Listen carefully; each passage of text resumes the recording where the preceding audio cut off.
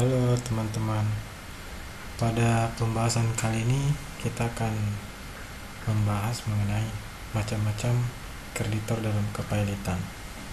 Nah, ada apa saja dan berapa kreditor di dalam kepailitan? Di dalam kepailitan ada 3 jenis kreditor. Yang pertama ada kreditor separatis. Terus yang kedua ada kreditor preferen, dan yang ketiga ada kreditor konkuren. Penjelasannya, pertama, kreditor separatis. Nah, kreditor separatis ini, untuk mengetahui apa dasar hukumnya, yaitu pada pasal 55 ayat 1 Undang-Undang Nomor 37 Tahun 2004 tentang kepailitan dan penundaan kewajiban pembayaran utang. Pasal tersebut menyatakan kreditor separatis adalah kreditor yang memiliki jaminan utang kebendaan seperti pemegang hak tanggungan, hipotek, gadai, jaminan fidusia, dan lain-lain. Atau dengan kata lain, kreditor separatis di saat melakukan perjanjian utang piutang dengan debitor ada jaminan kebendaan sebagai jaminan pelunasan utang. Nah, jadi pihak-pihak yang ketika membuat perjanjian dan ada jaminan, apapun itu jaminannya, itu masuk dalam kategori kreditor separatis. Nah, kreditor separatis sendiri di dalam proses kepailitan, dia memiliki hak untuk mengeksekusi jaminan yang dimilikinya atau jaminan yang sedang dipegangnya gitu. Tetapi eksekusi atau penjualan benda jaminan, baik itu bergerak maupun tidak bergerak, memiliki batas, yaitu selama 2 bulan. Nah, bagaimana dan kapan dimulainya masa atau hak kreditor separatis untuk mengeksekusi jaminan, itu nanti kita akan bahas pada video yang lain. Nah, kemudian kreditor preferen. Nah, kreditor preferen di dalam Undang-Undang Kepailitan dan PKPU tidak dijelaskan secara rinci, tetapi merujuk kepada KUH Perdata, yaitu pasal 1134 KUH Perdata, yang menyatakan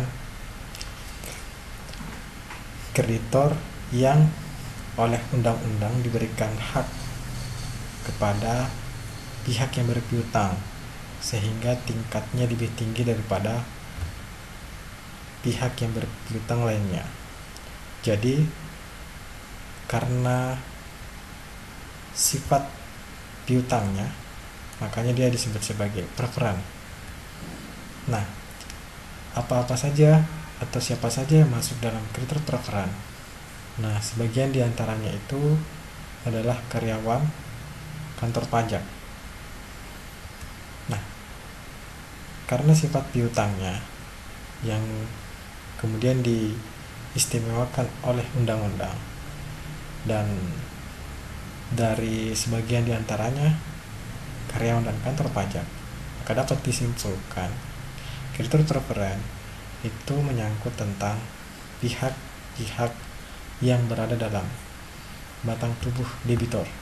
Nah, siapa-siapa saja nih yang include di dalam debitor itu sendiri, misalkan karyawan atau pihak-pihak tertentu yang bekerja dengan debitor, atau jika dia perorangan,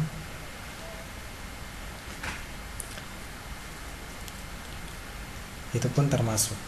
Nah, selain itu pun pihak instansi negara, yaitu kantor pajak. Nah, karena dia adalah karena sifat piutangnya, makanya dia disebut istimewa. Nah, makanya di dalam proses kepilitan, kreditor preferen selalu didahulukan di dalam pelunasan utang piutang. Nah, akan tetapi di dalam prakteknya antara preferen dan separatis itu memang masih menjadi perdebatan ketika benda-benda milik debitor yang dijual oleh kurator untuk pelunasan utang piutang. Ketika benda itu adalah jaminan dari separatis, maka biasanya dalam prakteknya si separatis pemegang jaminan inilah yang bendanya dijual itu didahulukan. Tetapi meski demikian, preferen selalu mendapat bagian meskipun separatis didahulukan ketika benda jaminan yang dimilikinya itu dijual. Nah, akan tetapi jika benda milik debitor yang dijual oleh kurator itu bukan jaminan dari separatis,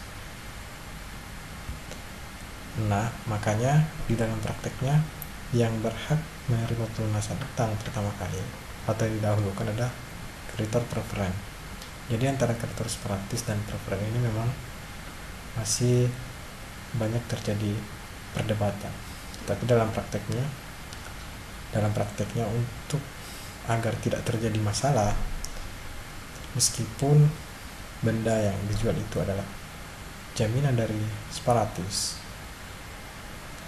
kreditor preferen pun harus atau diberikan bagian pelunasan meskipun tidak sepenuhnya.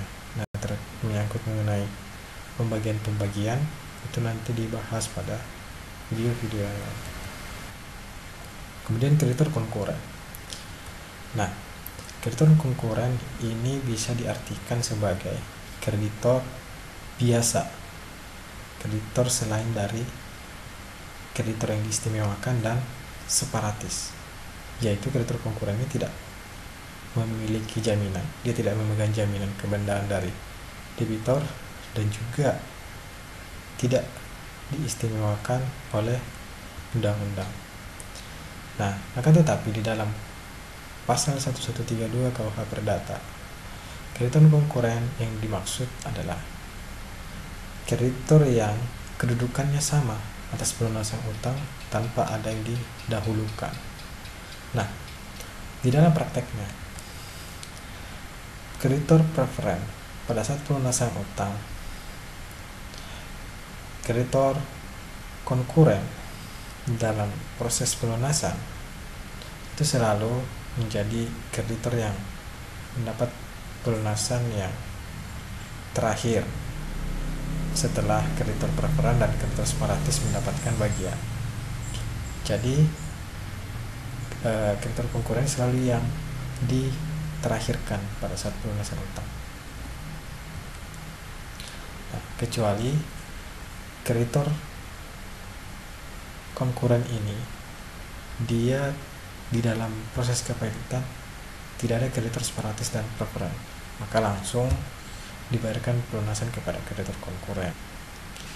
Nah, selama ada preferen dan separatis, konkuren selalu diterakhirkan.